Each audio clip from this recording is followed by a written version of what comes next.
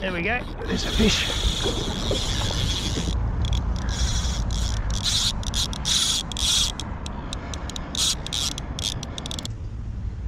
G'day everyone. Welcome back to the shed.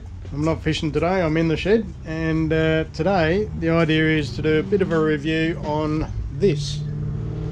This is my D.A.M Quick 330 spinning reel. Great little reel. I want to give a bit of an owner's review, give you a bit of a feeling for how I found it, how I found using it. Not so in depth about the reel itself, but more about how it's performed on the water. So I'll get it off the rod. I've got it on my Jarvis Walker Black Queen, which it pairs very nicely with. But I'll get it off the rod, we'll have a bit of a look at it, we'll compare it to a few other old vintage reels, and I'll give you my thoughts on the D.A.M Quick 330. Okay, so we've got it off the rod now, and yep, that's it. That's the D.A.M Quick 330.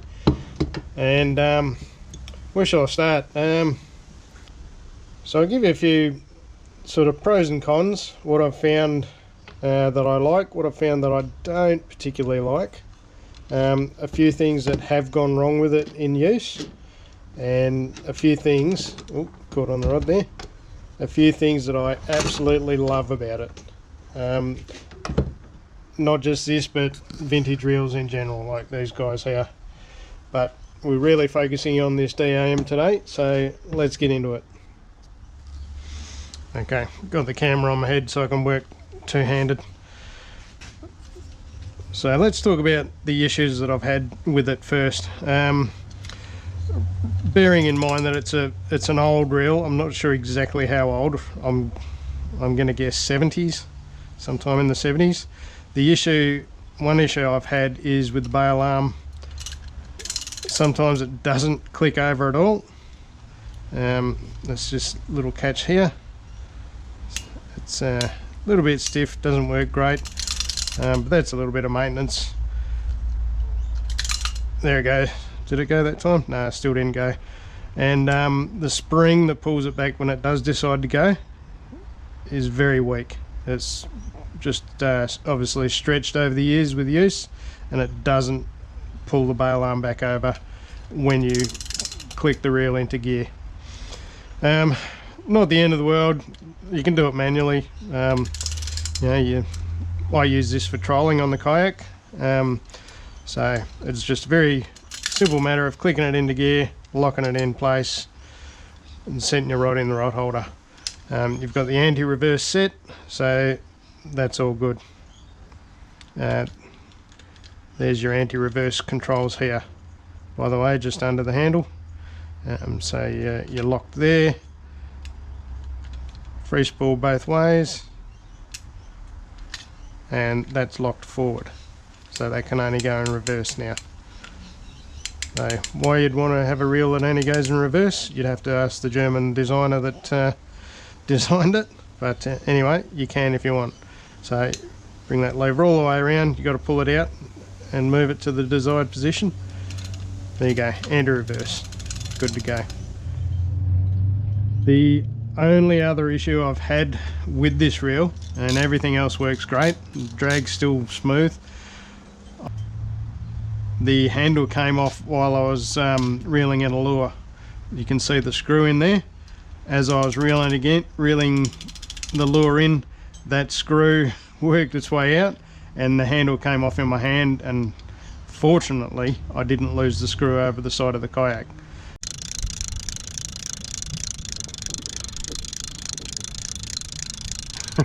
There's the old boat winch of a reel. I love it. I don't love it when the handle falls off though. So yeah, that made for an interesting morning fishing when the handle came off in my hand. Just the I'd almost say it's bakelite, just a little bakelite end there. Might just be molded plastic, but let's go old school and call it bakelite. Yeah, that came off in my hand, so nearly lost it. but I've since repaired that, put it all back together, and haven't had any further problems. The other issue that I have with it, and it's not really an issue itself with the reel, it's more its age, its vintage when you compare it to a new reel, and that's the weight. It is really quite heavy for its size. Yeah, it's cast aluminium.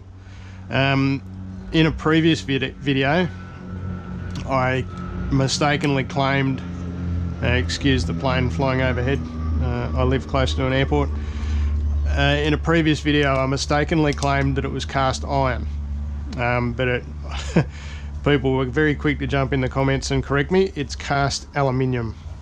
So but even so, instead of being iron, it's aluminium. Even so, it is still a heavy reel.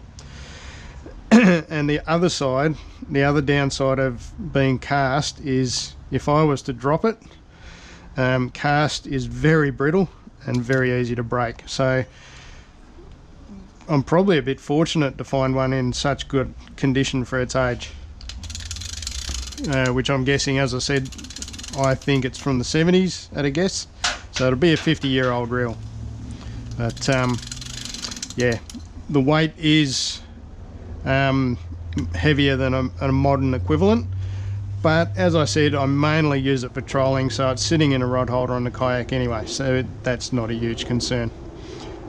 You wouldn't want to cast it all day, but I'll get to the casting soon because it casts really surprisingly well.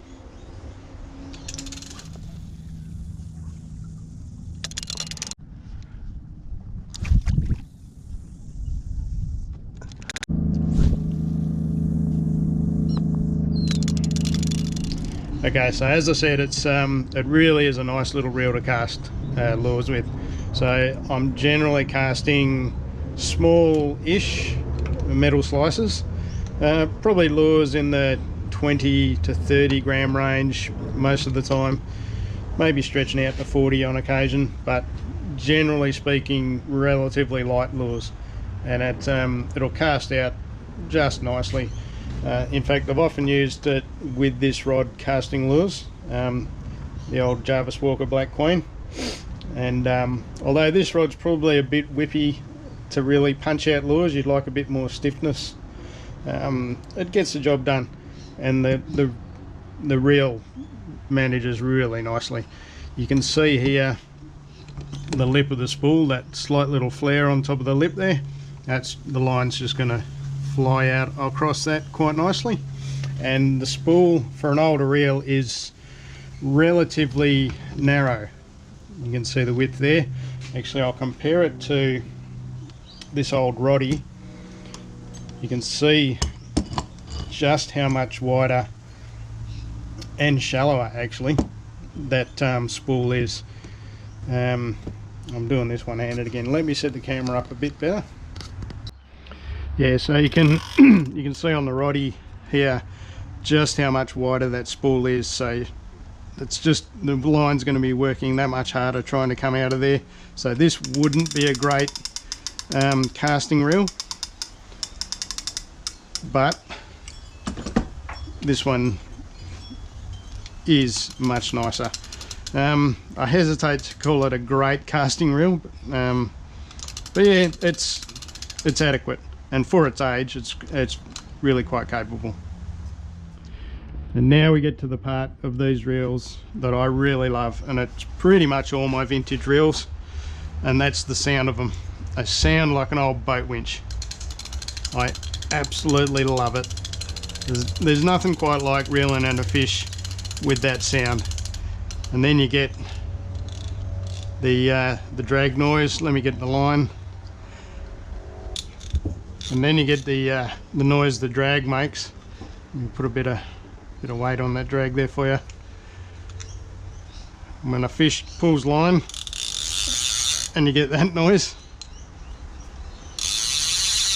gee, I love that. There's nothing quite like it. I really do love these old reels for that reason. They just, the rattle and the clank and the chatter you get from the old reels It just is an absolute joy to use, and really is a major part of my joy of using these reels, my enjoyment in using them.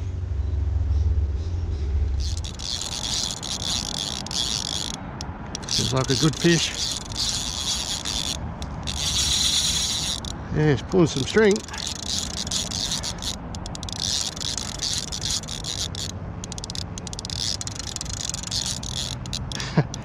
There's the old reel, sounds like a boat winch.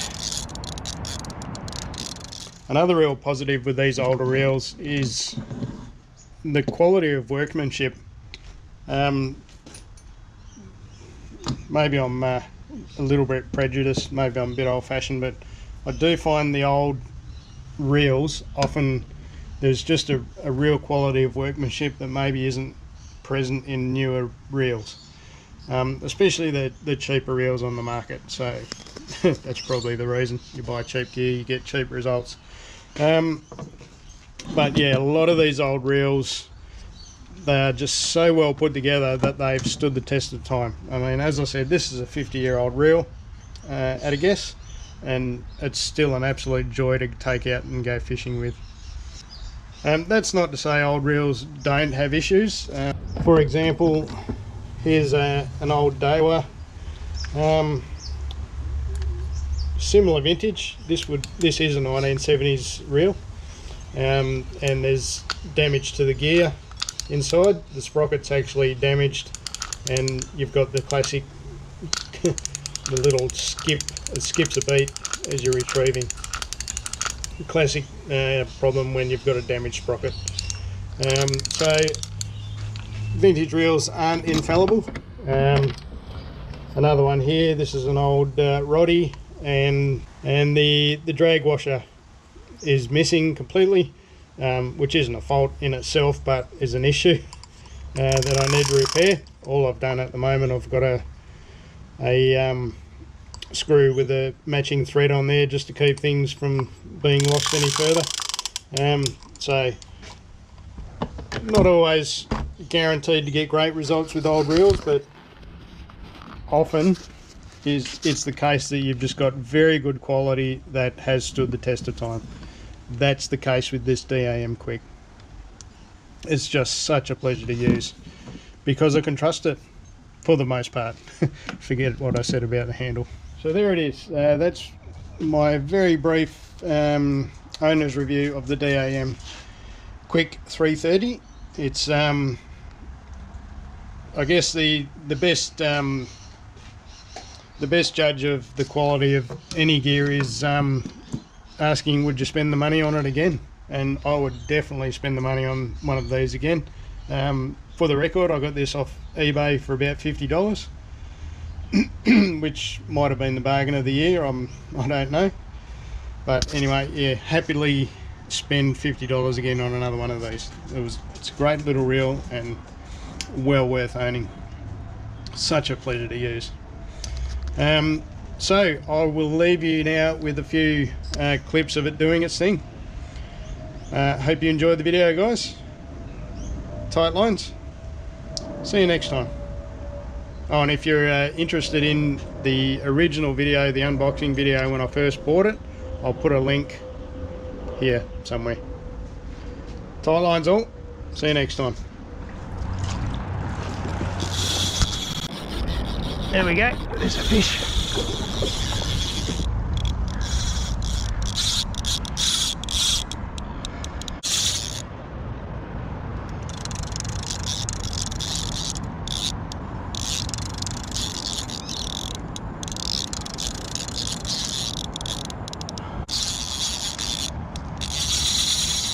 Yeah, it's pulling some string.